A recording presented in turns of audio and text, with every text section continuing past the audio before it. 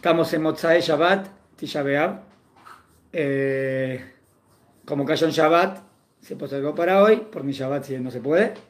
Y ahora estamos empezando acá en Israel. Hicimos Arbit recién en Bet Knesset. Recordamos que estamos a 1950 años de la destrucción del Bet HaMikdash. Porque el año exacto es el 68 de la era común.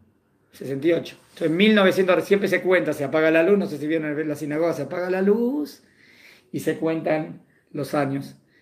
Quiero dedicar este tiempo que vamos a estudiar hoy a otro de los 5 puntos que pasaron el 9 de Av. Un punto fue la destrucción del primer templo y otro la destrucción del segundo templo, ¿no? En distintos años. También cayó, se decretó que los judíos no iban a entrar en la tierra de Israel.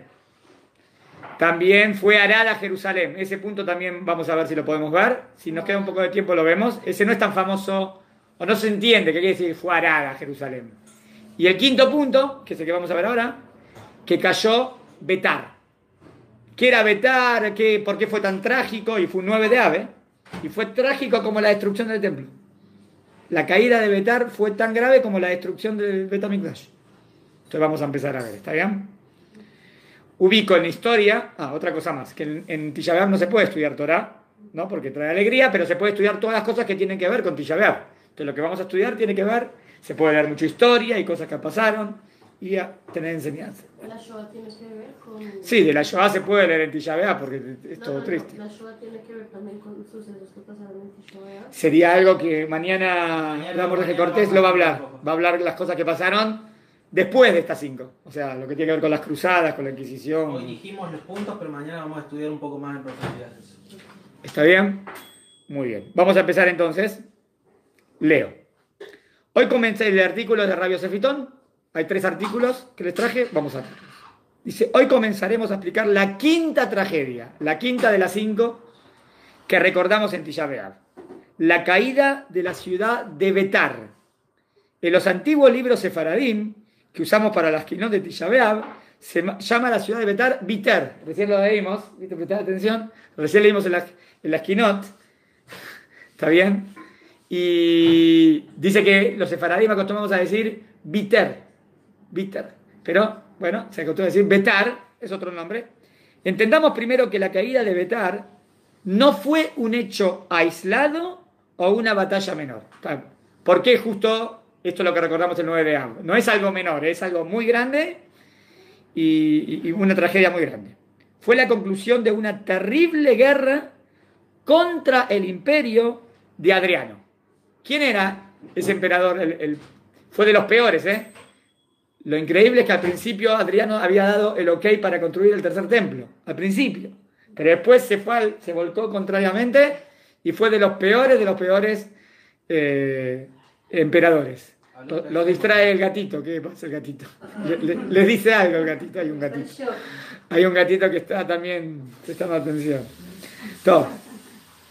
Fue la conclusión de una terrible guerra contra el imperio de Adriano que llevó 3 años y medio. O sea que vamos a ver todo, ¿eh? Y de paso vamos a estudiar un poquito más el tema de Bar Kokhba.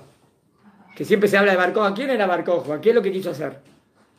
La rebelión de Bar Kokhba. El resultado final de esta rebelión concluyó con la caída de Betar y fue desastroso. El 90%, miren, de los habitantes de Yehudá, o sea, Yehudá era lo que era Israel, Yehudá era lo que era Israel, era una provincia de Roma, Judea. El 90% fue asesinado. Tremendo, ¿no? O sea, de toda la población, es un número gigante. El 90% fue asesinado. Como veremos más adelante, este genocidio ha quedado grabado en nuestra memoria colectiva, ya que no solo lo recordamos, entonces, bueno, ¿dónde lo recordamos esto? En Tisha B'Av. No solo en Tisha B'Av, O sea, hay muchas cosas que te recuerdan en Tisha B'Av, pero la caída de Betar no solo se recuerda en Tisha B'Av, sino que a diferencia de otras tragedias, hacemos referencia al mismo todos los días. ¿Cuándo? Cuando decimos el Birkat Hamazon. ¿Sabían que una verajá del Birkat Hamazon, la cuarta, tiene que ver con el tema de Betar? Ahora vamos a ver, que la verajá es Atov Be'ametiv.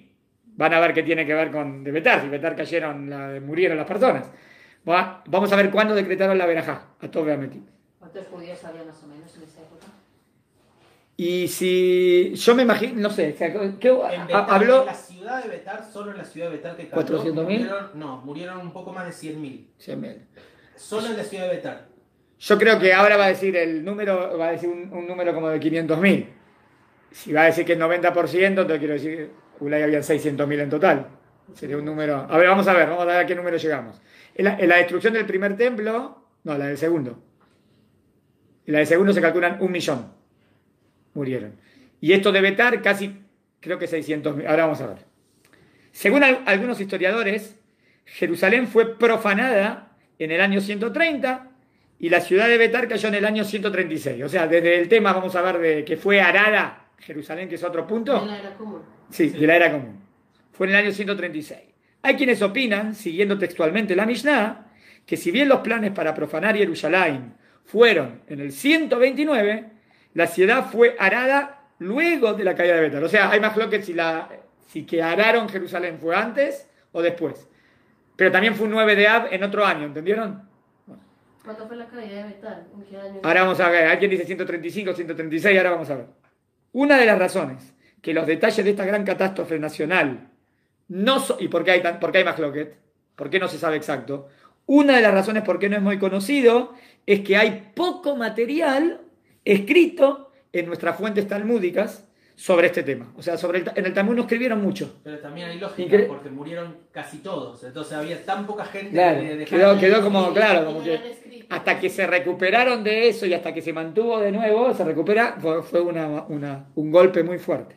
Pero Flavio Josefo no era de la época de los romanos, no era de ahí. Sí, es un poquito antes de la época de la destrucción del segundo templo. Años 70 era la común. Acá ya estamos en el 100, no sé cuánto tiempo vivió Flavio Josefo, pero ya pasaron 70 años. ¿Entiendes? Él estaba, vamos a ver, en la destrucción del segundo templo. Ah, porque él 80. la historia de la época de Masada lo contó todo. Exacto. ¿Y cuándo Sí. fue esto después? Sí, 40, 50 años después. Hay que ver hasta cuándo vivió, si era. De todas formas, en la época de la destrucción del segundo templo, Flavio Josefo ya era un historiador conocido, grande. Sí. O sea que hay que ver cuánto más vivió. Difícil creer que 70 años después de la destrucción él Claro. todavía estaba vivo. Ulay vivió hasta el año 90, 80, no sé. Dice que se calcula que hay un poco más de una docena de referencias. 12 veces hablan un poquito de Betar, no es mucho, para tener información sobre el respecto. Lo que sí encontramos en el Talmud y los Midrashim es cientos de historias, sobre eso sí tenés un montón. Y algunas explícitas y otras indirectas que describen las persecuciones que sufrimos los judíos, el asesinato de nuestros jajamim, la ejecución de los 10 tzadikim, ¿se acuerdan de Rabbi Akiva, los grandes 10 tzadikim? Eso sí, el Talmud habla mucho, que es en la época de los romanos. Y muchas otras tragedias ocurridas en los tiempos de Adriano. O sea que estamos hablando en Adriano, el emperador Adriano, que murió en el año 138 de la era común. ¿Cuánto tiempo O sea, fue el periodo de 3 años después murió Adriano. Adriano más o menos está desde el año 100 de la era común a 138, más o menos. Más o menos. Como 38 años, más o menos. Geserot Hashmad, este título lo escucharon una vez, decretos de Geserot Hashmad de exterminio. Adriano comenzó en el año 129 su batalla religiosa. Entonces, ¿cuándo empezó lo peor? 129. Contra los judíos. Su decreto para prohibir la circuncisión. ¿Cómo empezó todo? Ese artículo no lo vimos, a lo mejor lo vemos otro día. El tema de que quiso arar Jerusalén. Pero primero todo empezó porque prohibió el Brit Milá. ¿Pero por qué prohibió el Brit Milá? Dijimos, él estaba en contra del tema de que acá, no, en Israel no, pero en la zona de Oriente a veces castraban a los hombres. Claro, y eso para Roma era aberración, para nosotros también. Para nosotros también. No existe castrar, ni animalitos existe castrar, está prohibido. Pero alguien lo convence a Adriano, ¿qué lo convence a Adriano? Que el tema del Brit Milá tiene que ver con castración, no tiene nada que ver. Pero ¿entiendes por qué lo componieron? ¿Por qué lo... ¿En Roma también había lo de los eunucos y todo eso o no? No, estaban en contra. Ah, ¿en Roma no había? Sí, En Roma no existía. parece que no, parece que era algo de Grecia o no sé. Que entra en Roma es cuando entran los cristianos. Y los cristianos mucho después de esta época. Sí. Roma estaba en contra de todo, por lo menos en esta época, en contra. Está bien, pero ahí metieron el tema de Brit Milá, que no tiene nada que ver, como una excusa. social. Claro, hay quien dice que fueron los primeros cristianos los que hicieron esto, provocaron este odio, porque dijeron, ¿para qué Brit Milá? Existe el bautismo. No. Entonces cambiaron, Entonces no tienen que hacer que Brit Milá. Y le dijeron, mira Adriano, mira lo que hacen los judíos, hacen el Brit Milá. Los cristianos no Y querían. entonces Adriano empieza la guerra fuerte contra los judíos. Adriano penalizó con la pena de muerte, el estudio de la Torá en público, ya que consideraba la Torá como un código de ley no reconocido por el Imperio Romano. ¿Está bien? O sea, ahora empieza el tema de no dejar estudiar Torá. Prohibió la práctica del Shabbat, entonces ya tenemos Brit Milá, no. Estudiar Torá en público, dijo en público, no. O sea, no enseñar. Shabbat, no. Ya que los romanos veían el Shabbat como un día de ocio injustificado. Y en el imperio todos debían trabajar para maximizar la recaudación de impuestos en beneficio del emperador. Ellos querían más impuestos, entonces ¿qué? No trabajan en menos impuestos. Entonces no querían que respetemos Shabbat. Pero también es una cosa de que en todos los imperios, en esa época, en todos los imperios no judíos, Sí. el tema era que no existía un día de descanso. Todos No, trabajaban es verdad, todos, no era normal día de en descanso. Egipto, en Grecia, en Roma, en todos. No era una cosa lógica. Claro, es verdad. Pero está bien. Hay un midrash que dice que una vez lo quisieron comenzar. ¿Cómo comenzarlo? De que nos dejen. Dice, ¿te conviene dejarlos en Shabbat trabajar? ¿Para qué? Que no trabajen. ¿Para qué? Para que tengan menos dinero. Si van a tener menos dinero. Pero no, pero acá es el tema de los impuestos. No le conviene que tengamos menos dinero porque quieren que le paguemos impuestos. Prohibió la Megilat Esther. Interesante, ¿eh? Porque yo siempre esto lo digo en el juicio de Nuremberg. Hitler, había muchas medidas cuando entraron en Polonia, prohibido leer la Megilat Esther. Y vos decís, qué raro, ¿no? Porque ¿qué tiene la Megilat Esther? Pero veo que también los romanos prohibieron la Megilat Esther y el encendido de la vela de Hanukkah. ¿Por qué se les ocurre que lo prohibió? Como una revolución. Claro, porque es revolución. Es que los judíos salen triunfantes. También en Hanukkah y también. Entonces, no. Esas historias judías eran irrelevantes para el patrimonio cultural romano. Prohibió otras leyes rituales como el uso de la mikve. Ya no sé, mikve. El tefilín, el talit y la mezuzá. O sea, ya está sacando todo, ¿no? Todo lo que es clásico judío ya no lo deja cumplir. En todo esto Adriano se excedió más que ningún otro tirano hasta ese momento, incluyendo al infame Antíoco Epifanes. Antíoco Epifanes fue de los peores. Dice que Adrianus fue el peor. El gobernante griego que murió en el año 164 antes de la era común. Ante estas leyes antirreligiosas, ¿cómo se las conoce en hebreo? Como Geserot Ashmad o Geserot Adrianus. Los decretos que intentaban la eliminación del judaísmo y del pueblo judío, lo cual era el único objetivo de Adriano. ¿Está claro? O sea, Adriano quiere exterminar al pueblo de Israel. Un Hitler, ¿no? Más o menos. Para comprender un poco más en profundidad los decretos antijudíos de Adriano, hay que recordar que este emperador era un apasionado, esto no es tan sabido, admirador de la cultura griega. Él admiraba la cultura. ¿Y qué tiene que ver esto? Porque era apasionado en contra de los judíos. La arquitectura griega, la filosofía, la religión y hasta la estética helénica.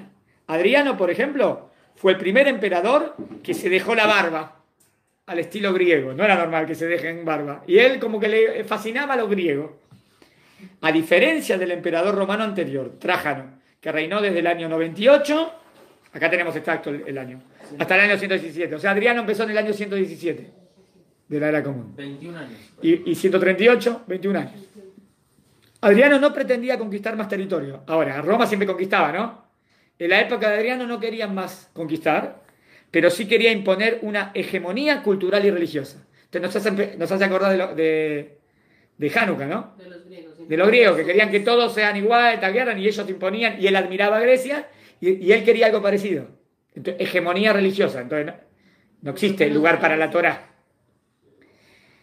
Que todos los ciudadanos de Roma, y esto incluía la población judía de la provincia romana Judea, siguieran las mismas leyes y tradiciones y obedecieran únicamente al emperador.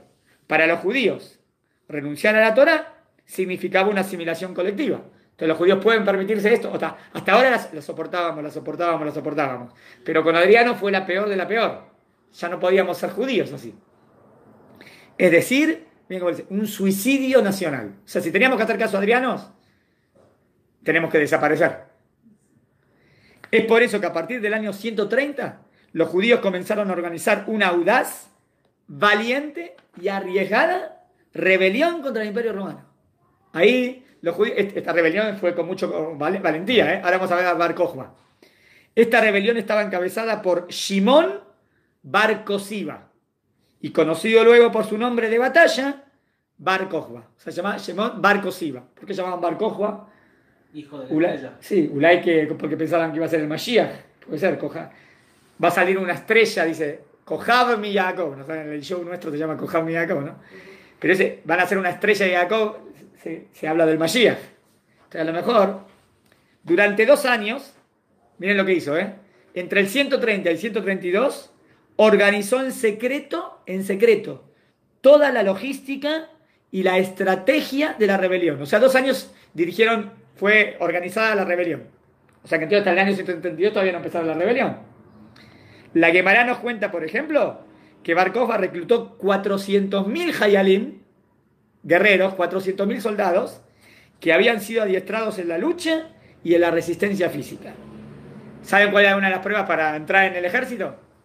Entre otras pruebas que tenían que pasar para sumarse al ejército de Bar Kokhba, los hombres debían ser tan fuertes como para arrancar a la carrera, venían con el caballo a la carrera, y arrancar a la carrera un árbol de raíz.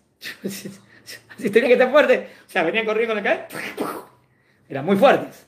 O sea que tenían un ejército fuertísimo. Bueno, vamos al segundo. No lo tengo lo fotocopiado, me van a escuchar. Dice así. Segundo. Dice, es el artículo segundo de Radio Sevitón. Dice que veníamos hablando que 60 años después de la destrucción del Bet HaMikdash comenzaron los terribles secretos del emperador Adriano. Y el pueblo de Yehuda comenzó a planear una rebelión, que lo dijimos recién, organizada contra el Imperio Romano. Vamos a ver lo que hizo Bar Kokhba, que fue el tiro. O sea, el objetivo de la clase fue analizar el quinto punto de la destrucción del templo, que es la caída de Betar. La rebelión era arriesgada, rebelión. En Yehudá había más de 10.000 soldados romanos, pero los soldados eran como mercenarios, no eran profesionales. Los Yudim era amateur, ¿no? Preparándose para la guerra. Armados hasta los dientes, más sus auxiliares. Y a una distancia corta de Yehudá, Siria, Egipto, el emperador podía disponer de más refuerzos militares si fueran necesarios. Estos eran soldados profesionales, con mucho entrenamiento y listos para matar. Hombres, mujeres, niños, sin piedad. O sea, estaban acostumbrados, mataban y arrasaban. ¿Está bien? O sea, que Israel ahora organiza una rebelión, pero se les viene a matar o a morir, ¿no? Contra lo peor de lo peor. Para los judíos, la provisión de Adriano de seguir cumpliendo la Torá, de no seguir cumpliendo la Torá, no les dejaba alternativa que arriesgarse a enfrentar al poderoso imperio. Pero no todos estaban de acuerdo. ¿Todos los judíos querían guerrear o no? Siempre tenías algunos que sí, otros que no. ¿Quiénes son los que no querían? Pues decir, bueno, si por lo menos nos dejaban cumplir algo, puedo decir, no conviene guerrear, mantenamos la autonomía, algo de Torah tenemos, pero no nos dejaban cumplir nada. Nada de nada. Entonces, si no lo dejan cumplir nada, entonces la mayoría estaban de acuerdo en guerrear, pero algunos no. ¿Quiénes no? No estaban de acuerdo en que había que luchar por nuestra fe. En esos tiempos como hoy, había judíos que no les molestaba vivir como romanos. ¿Se acuerdan en Grecia? Que habían judíos que ya estaban asimilados. En Roma también. O sea, hubiese pensado que en Roma no, porque la mayoría siempre fue guerrear. Fabio Josefo. Sí, Fabio Josefo sí, también. Era un judí que vivía bien con los romanos. O sea, acá vivían como romanos y no les molestaba. Y criticaban que los judíos arriesgaran la vida y las vidas de sus familias por no abandonar la Torá. O sea, ellos preferían abandonar la Torá, pero vivir así. ¿Está bien? O sea, teníamos judíos reasimilados y los que querían pelear. Acá viene la famosa historia que seguro escucharon. Hay una famosa historia que relata una discusión sobre este tema que tiene como protagonista a nada menos que a Rabbi Akiva. ¿Cuál fue ¿Conocen el cuentito del zorro y los peces? Ahí van a ver. Probablemente el rabino más importante de toda la época talmúdica. O sea, se considera Rabbi Akiva como el más importante. Esta historia sucedió seguramente entre los años 134 y 135. ¿Por qué el Rav Vitón calcula que es en ese año? Porque es en el año que viene la rebelión contra los romanos, que ahora vamos a ver. Rabbi Akiva nació en el año 50. O sea, ¿vivió la destrucción del templo? Sí, tenía 18. Tenía 18 años cuando fue la destrucción del templo. Y también está viviendo todavía la rebelión cuando empieza lo de Bar Kokhba. Ahí ya es anciano, ¿eh? O sea que tiene 80 y pico. 134. 84 años. Claro, 84 años. A esa edad lo está apoyando a Bar Kokhba, ¿eh? Rabbi Akiva. Y fue ¿cómo terminó Rabbi Akiva? Fue sentenciado a muerte, torturado, conocemos la historia, ¿no? Y ejecutado, ¿dónde? En Cesarea. ¿Vieron cuando uno va a Cesarea? Ahí está el circo, ¿cómo se llama? No. El anfiteatro, y ahí vendían las carreras, ahí está bien. Por los romanos en el año 135. O sea que Rabbi Akiva, según esto, murió a los 85. ¿Por qué? Porque Rabbi Akiva desafió la prohibición de enseñar la Torá en público. Cuando dijeron no se debe enseñar en público, Rabbi Akiva siguió enseñando. Entonces lo agarró uno, ahí van a ver. La Gemara cuenta que un judío asimilado llamado Papus lo encontró a Rabbi Akiva enseñando Torá en público. Estaba enseñando Torá. Y le dijo, Akiva, ¿no tienes miedo que los romanos te atrapen y te sentencien a muerte por dedicarte a la Torá? Le dijeron a Rabbi Akiva, ¿no te estás arriesgando la vida? Le dijo Akiva, no le dijo Sí, Rabbi Akiva. Akiva le dijo, está bien, si no le dijo Rabbi Akiva. Rabbi Akiva le respondió con una parábola, a la parábola. Una vez, un zorro estaba dando un paseo cerca de un arroyo. Tenemos que ver la metáfora, ¿eh? ¿Quién representa el zorro? El zorro está paseando en el arroyo y vio pasar a los peces corriendo de un lado a otro como si huyeran de algún peligro. Ahí en el río, de repente, como que viene un depredador, alguien los quiere comer o un pez más grande. Entonces los vio ahí los pececitos. ¿De qué están huyendo?, le pregunta el zorro a los peces. Preguntó el zorro y los peces respondieron, de las redes de los pescadores. De las redes de los pescadores. El astuto zorro entonces le dijo, ¿por qué no suben entonces? ¿No es mejor? Suban a la superficie, donde estarán a salvo de las redes de los pescadores. Podremos vivir juntos, ustedes y yo, en paz y armonía. ¿Quién sería el zorro? Roma. ¿Y serían los romanos? No, los romanos son los pescadores por las Ah, los pescadores. Entonces, ¿quién sería el zorro? El zorro ¿Se son quiere convencer de que salga? Quieren convencer de que dejan de ser Yehudim. Ah, los yudim asimilados. Vamos a ver, vamos a seguir y agarramos la analogía. Los peces contestan, ¿eres tú realmente el más inteligente de los animales? Porque el zorro es inteligente, ¿no? Si en el agua, nuestro hábitat natural, tememos por nuestras vidas y estamos constantemente escapando del peligro, en la superficie fuera del agua, nuestra muerte sería inminente. O sea, Rabbi Akiva, ¿qué le quiere decir? Usted va a decir que Rabbi Akiva quiere enseñar Torah, ¿no? Si no enseñes más Torah. Si vas a enseñar Torah te van a matar. Pero si no enseñas Torah, si no hay Torah, desaparecemos. Entonces ¿de qué vale la pena? ¿No? ¿Para qué vivimos? Si no tenemos nuestra esencia, que es ser judíos. Rabbi Akiva le explicó a Papus, la situación por ahora, que ahora enfrentamos, los Yudim, es similar a los peces. Por ahora, mientras seguimos practicando nuestra Torah, por lo menos, es verdad que me persiguen, pero practico la Torah. Estoy en el agua y hay alguien que me quiere atrapar.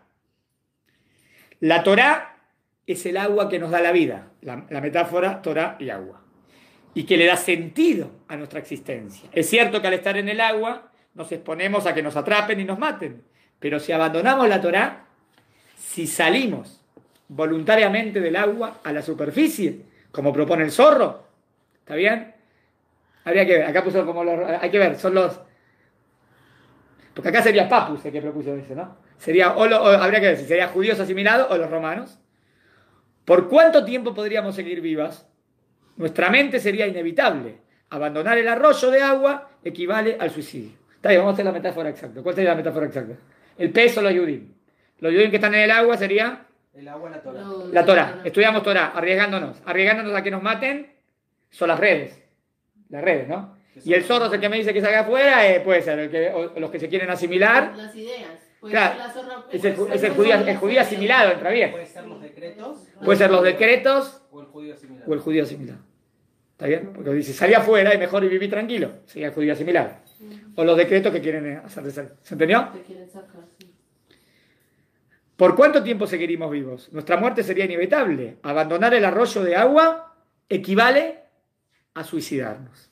Rabbi Akiva articuló con su hermosa parábola la profunda razón de la oposición de los judíos a los decretos de Adrianus e inspiró no solo a los judíos de su época, miren Rabbi Akiva, creo que Rabbi Akiva con esto inspiró a todos los judíos hasta hoy en día, ¿no? A luchar por algo, o cuando nos quieren prohibir estudiar Torah, que luchemos, y ¿no? Inspiró a millones de judíos a través de la historia a entender que la Torah es para nosotros lo que el agua es para los peces. Lindo, ¿eh? Hermosísimo, Mayal. Porque sin agua no puedes vivir. O sea, sin Torah no podemos vivir. No es de extrañar entonces que Rabbi Akiva haya apoyado totalmente la causa de Bar Kokhba. Ahora que entendí esto, y él estaba en contra de eso, y Bar Kokhba es el que quería hacer la rebelión, es lógico que Rabbi Akiva lo apoyó.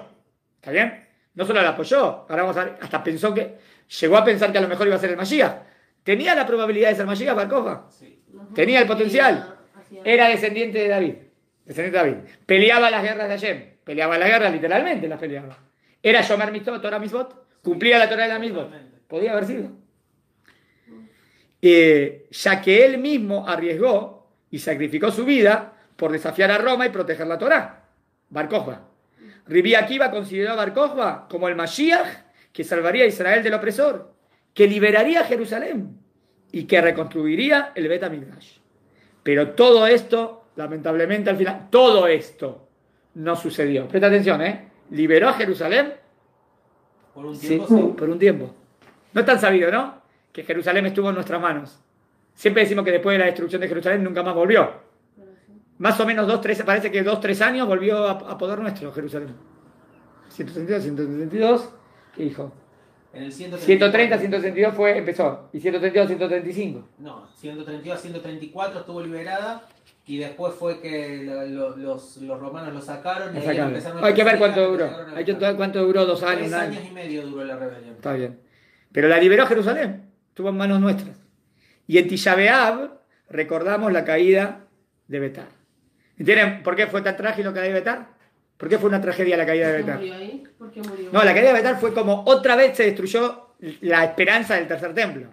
Y no solamente eso, porque teníamos un pueblo, estábamos muy fuertes. Era como que podía venir el tercer templo. Fue tragedia. No entiendo, ¿qué tiene que ver Betar con Jerusalén? No entiendo. No, digo, Betar también cayó un 9 de Av. Abajo tenés un maquito. Nosotros recordamos hoy la caída de Betar. Ahora, ¿por qué fue tan trágica la caída de Betar?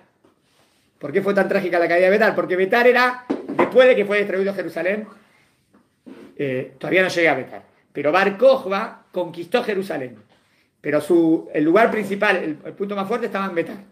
Ok. Y cuando cae Betar es como que cae todas las esperanzas. ¿Cómo que está? Ahora lo vamos a ver en el tercer artículo. Ahora bien. En Tisha B'Av entonces recordamos, estamos viendo la caída de Betar. La caída de Betar, la última batalla. Betar fue la última batalla de la rebelión de Bar Kokhba. Está bien, Bar Kokhba duró mucho. Ahora vamos a ver muchas batallas que tuvo. Los valientes soldados de Bar Kokhba, inspirados en la misma causa que Rabbi Akiva, lucharon hasta el final durante 3 años y medio contra el imperio más poderoso y cruel que conoció la historia humana, Roma. Al principio, cuando comenzó la rebelión armada, en el año 132, los hombres de Bar Kokhba triunfaron, miren esto, en prácticamente cada batalla. O sea, no sé, en todas las batallas triunfaron los judíos al imperio romano. Fue algo muy heroico. ¿Cómo así? O sea, salían... Iban a la guerra, tenían mucho coraje, mucha valentía, Igual y peleaban no bien. era una guerra común. Todavía no estaba todo el ejército, está bien, pero dijimos que tenían 10.000 soldados re preparados, más todas. Sí, pero igual no era una guerra común. Ellos hacían tipo guerrilla, tenían cuevas y cosas, atacaban en el... Por eso las famosas cuevas de Bar Kokhba que lo recordamos en la Omer también. Pero ¿qué hacían? Se escapaban, ¿Cómo entraban. se atacaban? ¿O cómo que era la rebelión en sí? Cuando a la noche, normalmente en esa época a la noche no se hacía guerra. Y ellos iban a la noche, atacaban un cierto lugar y se volvían a esconder en las cuevas. Entonces durante el día los romanos buscaban, no encontraban a nadie. Y así... Y fueron tomando, ahora van a ver. Y al igual que sus antepasados, 65 años atrás, declararon un Estado judío independiente. Un Estado judío independiente por 3 años más. El acto más simbólico de la independencia de Israel fue la impresión de monedas judías. En esa época imprimieron monedas judías. Miles de ellas se han encontrado hasta el momento, miles. En una cara de la moneda decía Shimon Bar Kokhba líder de Israel. Y en la otra cara, está bien, ahí traen el artículo, te la muestra, vemos, se lee en hebreo antiguo, por la liberación de Jerusalén. Y un montón de monedas que hicieron. Que era el objetivo final de la rebelión. El objetivo final, liberar a Jerusalén. ¿Está bien? Vamos al tercero, que es cuando cae. ¿Qué tenía que ver el barco que va por la zona de Morín? ¿Ahí había batallas o algo? Sí, dicen, ahí había, sí, bien, como Dim. Morín, sí. Modim, me acuerdo de los Macabim de Modim, me acuerdo. Ulay está con Hanukkah. Está bien, ahí está por las tumbas de los Macabim, o hay muchos de los Macabim que por Modim, debe ser que ahí tenían la sede o no sé dónde estaban ellos. Lo interesante, algo que no sé si comenta el Rab en Debe decir, el artículo. Estás haciendo todo esto. ¿Qué? Estás preparándote los tibulim, así que vos tenés información. No, lo interesante que el Rab no sé si lo explica o no en el próximo artículo, es que Bar Kokhba, cuando tomó Jerusalén, empezó a organizar un poco y había empezado a organizar la idea de la construcción del Bet HaMikdash. Ya estaban en pensar en construirlo. Cuando fue que vinieron el resto de los romanos, y ahí que empezó la batalla y cayó Jerusalén. O sea que era como la esperanza más grande que había. Tercero, va el tercer articulito. No, ahí caímos. Ahora vas a ver por qué es tan trágico Tisha B'Av. Fue la caída total y como... Pero igual hay siempre esperanza. Ahora vamos a ver cómo termina con esperanza. Dice así. Como ya lo hemos explicado, dice el Rab, la rebelión armada de Bar Kokhba contra los romanos al principio fue muy exitosa. Tanto que el emperador Adriano tuvo que traer a su mejor general, Julio Severo, desde Britania, y a más de 10 legiones, algo sin precedentes, ¿está bien?, para enfrentar a los valientes Yudim. O sea que para agarrarte a los Yudim, que somos un puñado, tuvo que traer todo lo mejor. Pero al final la lucha contra Roma no tuvo el éxito esperado. Los Jajamí me explicaron el por qué, ¿no? ¿Por qué no tuvimos éxito? Que la meta, ¿por qué Hashem no estuvo con nosotros? Entonces los Jajamí me empiezan a apuntar, tuvo que haber algún pecado, algún jet, ¿no? Los Jajamí me explicaron, entre otras cosas, que algunos de los soldados que luchaban en el ejército de Bar Kokhba, embriagados de arrogancia por las primeras victorias, citaron incorrecta y deliberadamente un versículo de Teilim, ¿está bien? Lo trae el Midrash, ahí en Sefer HaTorah, donde dice, ahora Hashem, deja que nosotros mismos nos enfrentemos a los romanos. No queremos que pelees ni contra nosotros, ni con nosotros. Digo, nosotros nos arreglamos, Dios, no te metas. Nosotros les ganamos. Y se agarró la cagua, ¿no? Ese orgullo no sirve para nada. Algo parecido pasó después de la guerra del 67. Después de la guerra del 67 vimos que reventaban a los árabes, Hashem nos salvó, ¿no? Entonces en el 73, la guerra de Yom Kippur, los árabes vienen a atacar, y le dicen a Golda Meir, dicen, parece que nos van a atacar, estamos viendo, imposible, ya todos nos tienen miedo. No, pero nos van a atacar, imposible. ¡Pum! Empezó la guerra de Yom Kippur. O sea que nos dormimos en los laureles. O pensamos, no, siempre hay que saber que la victoria viene por Hashem. Siempre hay que hacer lo que está en tu mano, pero saber que Hashem es el que te ayuda. ¿A quién les agarró algo así? Los Midrashim traen varios también, ¿no? Que había una persona que peleaba y, está bien, dice que saltaba y mataba un montón, un superhéroe parece, el Midrash que trae. Pero también dice, Dios, no te metas. ¿Cómo dijo Dios, no te metas? Ahí enseguida murió, mandó una serpiente. Esta actitud vanidosa de algunos soldados fue vista como los sabios, como una de las razones de la derrota. Habría que ver qué otras razones traen.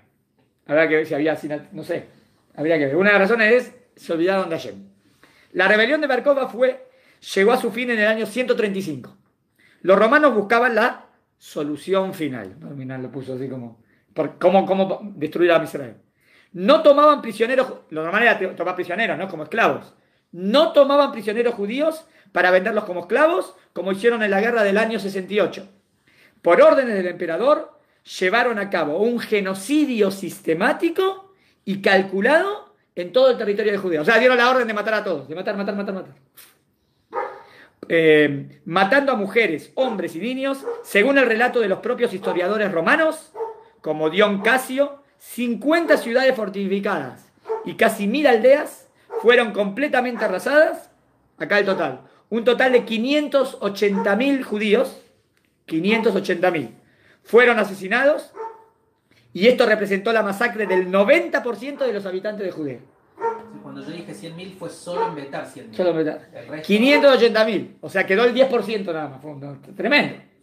Yo no sé si en la destrucción del templo fueron así los números. La destrucción del templo. Ahí dijo 1.000.000, pero no sé cuántos Yudim éramos.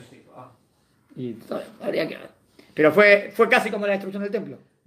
Y fue un 9 de Av también. Dice que 1.000.000 y pico murieron en la destrucción del templo y casi 1.000.000 fueron tomados prisioneros. Prisioneros. O sea, O sea, había más. 2 millones. Todos somos que se Flavio. Flavio José. Flavio José. En esa época no creo que haya estado Flavio José. En esta, de Adriano. En esta. Debe ser, ya habrá fallecido. La batalla final tuvo lugar en la ciudad de Betar. Acá viene. La batalla final. Que era la fortificación judía más poderosa y donde estaba Bar Kokhba, junto a los soldados que quedaban y el sabio más importante de la época. ¿Quién era? Rabbi Eleazar, de la ciudad de Modim. No apuntaste algo por Modim. Que muy bien. Betar era una ciudad de Torá. Betar tenía muchísima Torá y con muchísimos habitantes. Se consideraba inconquistable, era dificilísimo. Después de meses de constante asedio, con más de 100.000 soldados, la ciudad finalmente cayó. Eso ocurrió el 9 de Av del año 135. ¿Entendieron? O sea, el 9 de Av del año 68 fue la destrucción del segundo templo. Y el 9 de Av del año 135, o sea, 67 años después, pasó esto. Adriano castigó muy duramente la rebelión de los judíos e hizo algo, miren, que hasta el momento no tenía precedentes. Todos justo contra nosotros, siempre cosas que no tenían precedentes. ¿Qué hizo? No permitió que los cuerpos de los judíos muertos fueran enterrados. Imagínense 100.000 personas y no permiten que... Y hubo un gran milagro. Y por eso es la verajá de Birkat Hamazon. Ahora vamos a ver. Hizo apilar cientos de miles de cuerpos en un gran viñedo, regando los campos con la sangre de los muertos y los dejó allí como un cínico homenaje a su victoria. Este horrible episodio quedó grabado en la memoria colectiva del pueblo judío. Para nosotros es trágico.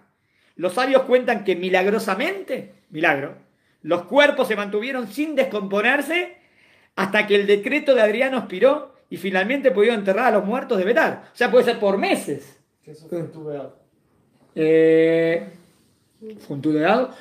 Sí. ¿También? Un tubeado. ¿Un tubeado también? Permitieron enterrar. ¿Enterrarlos? Porque siempre el tubeado traen para la fiesta de lo de Binyamin. ¿También lo traen para esto? Por eso. Bueno, Claro. está bien, un tubeado. Bueno. La pregunta... Pero hay que ver, porque ya había tubeado me voy a 6 días. Entonces. No. Otro año, que duró un año entero. Dice que duró, pues, a ver qué dice. Hay diferentes versiones respecto a cuánto tiempo pasó hasta que los romanos permitieron enterrar los cuerpos. Según algunos historiadores, esto ocurrió en el año 138. ¡Pua! 3 años. Un tubeab después de 3 años y todavía el cuerpo se mantiene. Es un milagro. Es imposible, ¿no? Naturalmente el cuerpo se desintegra, se lo comen los bichos, ¿no? Vienen los pájaros. Se mantuvieron 100%. Cuando Adriano y Max Shemó Besígero, ¿no? Por fin murió. Ya que de acuerdo, ¿y por qué ahí lo dejaron enterrar? Porque de acuerdo a la ley romana, todos los decretos de un rey expiran cuando él moría. Terminó Adrianus, expiró el decreto. Los sabios cuentan que el día que fue anunciado a los rabinos de Yavne que podían enterrar a los muertos de Betar, los sabios formularon una bendición especial. Ahí formularon la verdad. Atov veametiv, que significa que Hashem se excede en su bondad con nosotros. Que se recita en el Birkat Hamazon. O sea que la cuarta bendición del Birkat Hamazon la pusieron porque cuando dieron el ok para enterrar a los judíos. La bendición que decimos después de comer una comida con pan. Esta bendición de agradecimiento a Hashem, que los sabios entendieron que debemos recitar cada vez que terminamos de comer, fue establecida oficialmente porque pudieron enterrar los cadáveres y que no se descompusieron. Pero es posible que en esta verajá haya algo más. La verdad, toda la verajá del Birkat Hamazon es ese punto. Y la verajá dice Atov ve'ametiv, la bondad de Dios, ¿no? ¿Qué más puede haber que tenga que ver con eso? Acá va.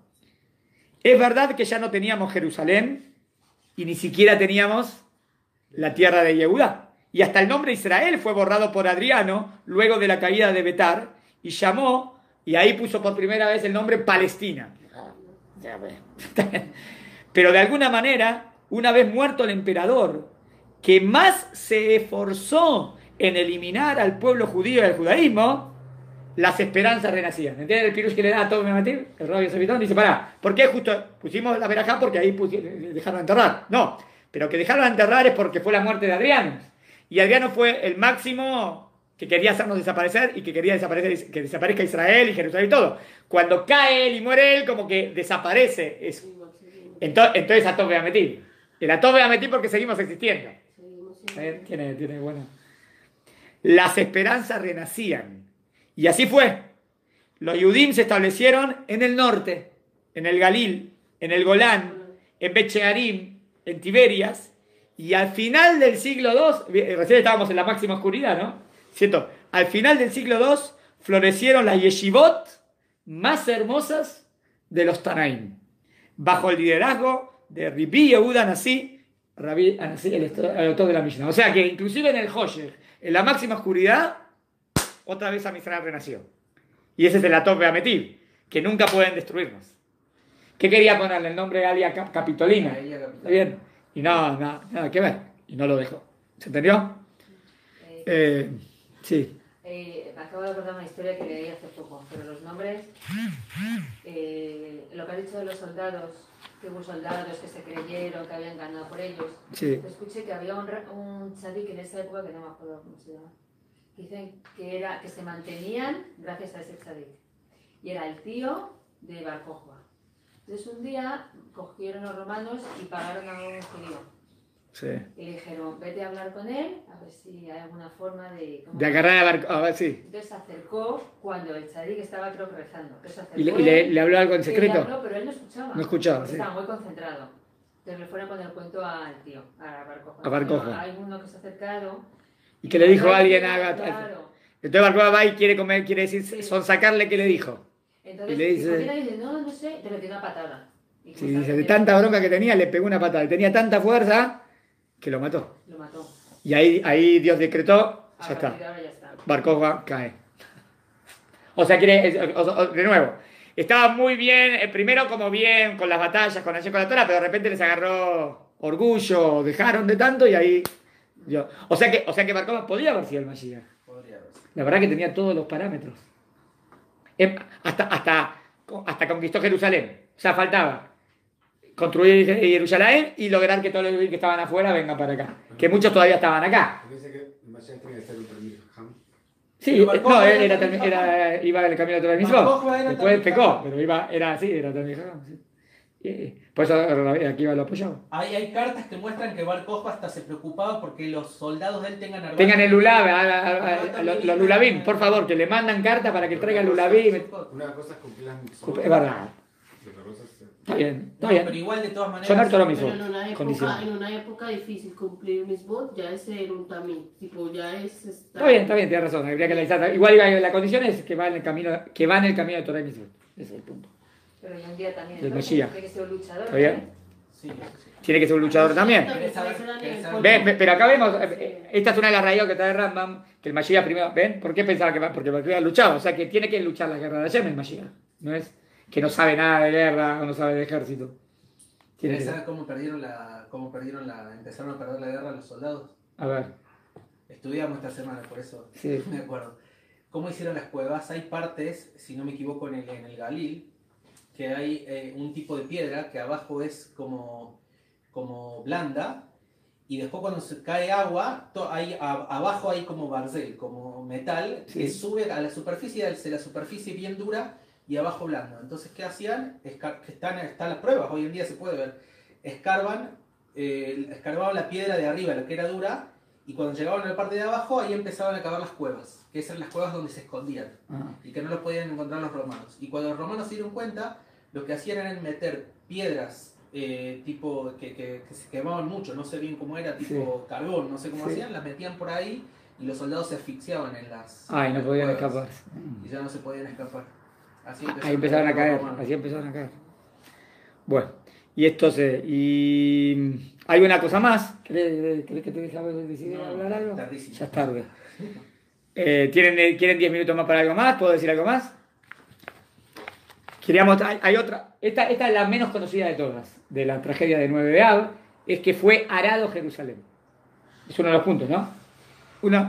¿Cómo fue arado? ¿Cómo? Pues no hay tractores, no hay como que pasaron con las carretas. ¿Cómo era en Jerusalén? No está conocido exacto qué pasó, ¿no? Esta es, la verdad, para mí fue Hidush. Segundo. Se la hace. Dice así. O sea, ahora no voy al tema de vetar, sino el cuarto punto de que pasó un 9 de Av en otro año, ¿eh? Ahí va. Dice así. Luego de que el emperador romano, esto es antes de lo que dije recién, nada más. Luego que el emperador romano Adriano volviera sobre sus pasos y se arrepintiera de su decisión de reconstruir el Betamigdash, o sea que en un momento Adriano, antes que se empiece el odio, dio el ok para construir el Betamigdash. Después lo convencieron que las relaciones entre los judíos y el imperio romano comenzaron a empeorar. Uno de los momentos más tensos, miren esto, fue cuando Adriano, al viajar por Medio Oriente, identificó que una de las prácticas más comunes que se llevaban a cabo en esta región, que pertenecía casi en su totalidad al Imperio Romano, era la castración. De repente, ahí van que me van a ver. Especialmente de esclavos y sirvientes, eunucos. En Roma esa práctica se consideraba aberrante y se castigaba estrictamente. Expliquemos de paso que la castración también estaba terminantemente prohibida por la Torá. No solo la castración humana, sino también la castración de animales, hasta que si era, y es totalmente aceptado, no. En el judaísmo está prohibido, de ser humano, de animales, inclusive en el mundo no judío a veces castran animales de manera normal, a veces para que no estén más, que no tengan mucho, pero para el judaísmo está re prohibido. O sea que si Adriano venía con eso de que odiaba eso de la castración, con nosotros no tenía ningún problema, si nosotros somos más estrictos que ellos. Adriano entonces prohibió la castración humana y le dio pena de muerte. Hasta acá, ¿qué problema hay? Hasta acá todo bien. El gran problema fue que por alguna razón Adriano extendió el crimen de castración al Brit Milá. De repente entendió, prohibió la circuncisión. De nada sirvió que los sabios judíos trataban de explicar la naturaleza de la circuncisión judía a los romanos, que no tiene nada que ver con castración, que se ve el prepucio, que nada que ver. Y que esta nada tenía que ver con la castración. Adriano igual prohibió la circuncisión bajo pena de muerte. Acá ya empezó, ¿entienden? Esto fue el primer edicto que dio. Pena de muerte el que se hace el Brit Milá. Y Brit Milá es algo básico. Algunos historiadores especulan que Adriano fue influenciado por los primeros cristianos, que se oponían a la práctica de la circuncisión y creían que esta había sido reemplazada por el bautismo. Entonces le dijeron, y por eso lo convencieron. Abolir la circuncisión, la verdad que dijo es una posibilidad. ¿No? Era una gran victoria para la causa. ¿Para la causa de qué? De los nuevos cristianos, que son el nuevo pueblo de Israel, ¿no? Ellos decían, como que Dios nos abandonó. Este decreto, que tuvo lugar alrededor del año 129, afectó aún más los ánimos de los Yudim, quienes estuvieron dispuestos a sacrificarlo todo antes de dejar cumplir el primer precepto que corresponde a un niño judío. Y también los llevó a la desesperación colectiva. Ya habían perdido esperanza de ver el Betamigdash reconstruido y ahora veían que el futuro de su pueblo corría un inminente peligro de extinción. Rabbi Ishmael ben Elisha, a ver qué historia les hace acordar esto, llegó a decir, este rab, quizás haya llegado el momento de que dejemos de casarnos y de traer hijos al mundo. En papá Matra. O sea, que parecido a lo de Moshe, ¿no? A lo del padre de Moshe, ¿no? Amram, que de repente deja a Yochebed. ¿Por qué la deja? Dice, ¿para qué vamos a traer hijos al mundo si igual los mandan a matar? Y la convence Miriam, papá, vos sos peor que el faraón, porque el faraón evita que tengamos hijos varones, pero contigo no hay ni mujeres. Y lo convenció. Y ahí nació Moshe. Acá este rap pensó, dijo, ¿para qué vamos a traer hijos al mundo si no nos dejan hacer el Brit Milá? Parecido, ¿no? Pero la anulación del Brit Milá fue solo el preludio de algo tan malo o peor que estaba por pasar. En ese fatídico viaje de Adriano por Medio Oriente, Adriano tomó otra terrible determinación, que resultaría atroz y fatal para el pueblo judío. Adriano decidió reconstruir Jerusalén, que ahora lo que quiere hacer, pero la transformaría en una colonia romana. Dijo, vamos a construir Jerusalén, pero nada que ver con Jerusalén. Su plan era, ahora van a ver lo que tiene que ver con Arar, era borrar toda memoria judía de la ciudad. Ahora van a entender por qué ese es el cuarto punto que recordamos el 9 de Av. Quería borrar toda memoria judía. Y hasta cambiar su nombre, y así los judíos finalmente se olvidarían de Jerusalén. ¿Cuál es el objetivo? Saquemos el nombre de Jerusalén, que el mundo se olvide de Jerusalén. ¿Le suena que hoy en día, viste, que bueno, volvemos y todos saben quién? No. Para colmo, el plan de Adriano incluía la construcción de un templo pagano para el ídolo romano Júpiter en el mismo lugar donde estuvo el Betamigdash. O sea, que hacer ahí un templo del ídolo Júpiter y cambiar el nombre de Jerusalén. Esto provocó un estado de indignación aún mayor en el pueblo, que motivó a los judíos a planear una rebelión suicida contra el imperio. De esta rebelión vamos a hablar más adelante, lo que hablamos después. Ya que ahora debemos comprender por qué recordamos en Tisha B'Av que la ciudad fue arada. ¿Qué pasó? Acá va el Hidush. Este fue el Hidush. En el año 130, Adriano decretó que el nombre de Jerusalén sería erradicado y que la nueva ciudad se llamaría de ahora en más Aelia Capitolina. Aelio, en honor a Adriano, ya que era uno de sus nombres, y Capitolina, en honor al ídolo mitológico romano Júpiter, Capitolino. Yo pensaba Capitolina de capital, pero hay que ver de dónde viene capital, o no sé, está bien. Al cual los santuarios paganos de la nueva ciudad estarían dedicados, ¿está bien? Aelio de él y Capitolino de Júpiter. Ahora bien, acá el Hidush. ¿Cómo hacían los romanos para reinaugurar una ciudad y renombrarla? Si ya está, existe la ciudad. Entonces, ¿cómo le cambio el nombre? Claro, ¿entienden? Tengo que arrasar con todas, pero la ciudad, a lo mejor él quiere reconstruirla, cambiar el nombre, pero no es que quiere quitar las casas que están ahí. Sino, ¿entienden? Entonces miren lo que hace. Como sabemos, hay todo tipo de ceremonias de inauguración. Como ser la colocación de una piedra fundamental, ¿no? Eben Piná, a veces, la primera piedra, ¿no? Es una manera de inaugurar un lugar. Todavía no está construido nada ahí, ¿no? Pero cuando vino el templo, cuando viene, ¿cómo se llama? El intendente pone la primera piedra, es como inaugurar algo. O el cortado de una cinta, ¿vieron? Bueno, la ceremonia de inauguración de una ciudad romana, acaba el Hidush, que yo no sabía, consistía en arar la ciudad, más específicamente, demarcarla con surcos labrados los bordes de la ciudad. No es que aró toda la ciudad. Marcaban todos los bordes de la ciudad y eso era simbólico. Esto va a desaparecer, va a tener otro nombre. Eso es el arado de Jerusalén. Fue un Hidush, ¿no? Porque yo me dice arado. No es que araron todo Jerusalén.